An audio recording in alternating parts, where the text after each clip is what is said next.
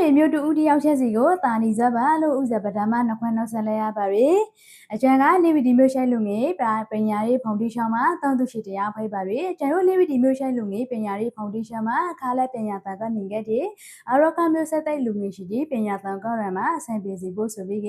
ပါဝင်လူတက်ပြီးလာပြီအလူရှန်ကိုဂူဘူးမဲ့တန်ပရိုကပီလာဖို့ဖိပါရီအနိကဖေဖော်ဝါရီ14ရက်နေ့မှာပါဝင်လူတက်ပြီးလာပြီအလူရှန်ကဆိုလို့ရင်ကျန်တို့အရောခဒေတာမန်ဘာမိုးနေမန်ကစိတ်ကြီးကမုံမန်းနိုင်စွနဲ့မန်ဘရမိုနေလဲမကြီးကမာသူသူအောင်လို့ဇနီးမုံနဲ့မှာမင်္ဂလာဥအလူဆိုပြီးကအရခပေတွဲမှာအခါလဲပညာတန်ကနေငတ်ဒီမျိုးဆက်တဲ့လူမျိုးရှိတဲ့အတွက်စေတနာတဒါတရကေပူဇာပဲမလေးရှားရင်ကနော်ရာကိုလေးတို့ပါဝင်လူတန်းပြီးလာပါပြီ